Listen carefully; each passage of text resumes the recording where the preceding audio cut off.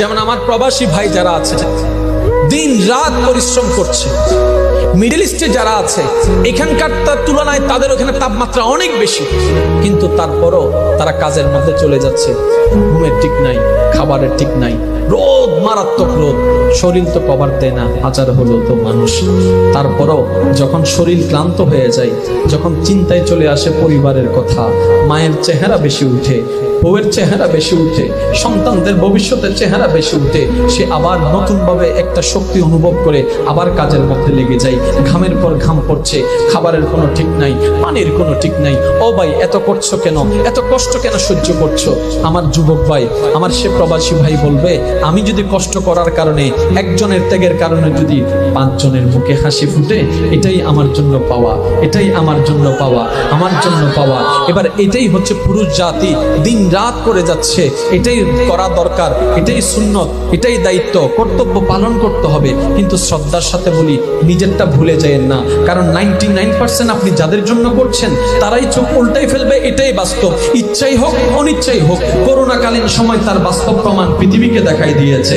আপনরা পর হয়ে গিয়েছে, আপনরা পর হয়ে গিয়েছে, চিহ্নেওয়ালা অচিন হয়ে গিয়েছে, কিন্তু তখনও বান্দারা বারবার স্মরণ করছে একজনকে, আল্লাহ আল্লাহ আল্লাহ। এই করোনাকালীন আল্লাহ ডাকটা প্রমাণ করে দেয়। আল্লাহ পাক বলে, এবার তো বুঝ, তোর আপন কেউ নাই, আমি রব ছাড়া, তোর নবী মুস্তাফা ছাড়া আছে। যেমন আমার প্রবাসী ভাই যারা আছে, দিন রাত পরিশ্রম করছে। মিডল ইস্টে যারা আছে, এখানকার তুলনায় তাদের ওখানে তাপমাত্রা অনেক বেশি, কিন্তু তারপরও তারা কাজের মধ্যে চলে যাচ্ছে। ঘুমের ঠিক নাই, খাবারের ঠিক নাই, রোদ, মারাত্মক রোদ, শরীর তো কভার দেয় না, হাজার হলো তো মানুষ।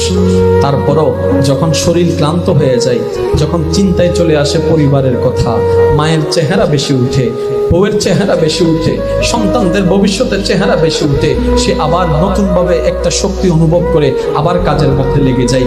ঘামের পর ঘাম পড়ছে, খাবারের কোনো ঠিক নাই, পানির কোনো ঠিক নাই। ও ভাই, এত করছো কেন? এত কষ্ট কেন সহ্য করছো? আমার যুবক ভাই, আমার সে প্রবাসী ভাই বলবে, আমি যদি কষ্ট করার কারণে, একজনের ত্যাগের কারণে যদি 5 জনের মুখে হাসি ফুটে, এটাই আমার জন্য পাওয়া, এটাই আমার জন্য পাওয়া, আমার জন্য পাওয়া। এবার এটাই হচ্ছে পুরুষ জাতি, দিন রাত করে যাচ্ছে, এটাই করা দরকার, এটাই সুন্নত, এটাই দায়িত্ব, কর্তব্য পালন করতে হবে। কিন্তু শ্রদ্ধার সাথে বলি, নিজেরটা ভুলে যায়েন না, কারণ 99% আপনি যাদের জন্য করছেন তারাই চোখ উল্টাই ফেলবে, এটাই বাস্তব। ইচ্ছাই হোক অনিচ্ছাই হোক, করোনাকালীন সময় তার বাস্তব প্রমাণ পৃথিবীকে দেখাই দিয়েছে। আপনরা পর হয়ে গিয়েছে, আপনরা পর হয়ে গিয়েছে, চিহ্নেওয়ালা অচিন হয়ে গিয়েছে, কিন্তু তখনও বান্দারা বারবার স্মরণ করছে একজনকে, আল্লাহ আল্লাহ আল্লাহ। এই করোনাকালীন আল্লাহ ডাকটা প্রমাণ করে দেয়। আল্লাহ পাক বলে, এবার তো বুঝ, তোর আপন কেউ নাই, আমি রব ছাড়া, তোর নবী মুস্তাফা ছাড়া আছে। যেমন আমার প্রবাসী ভাই যারা আছে, দিন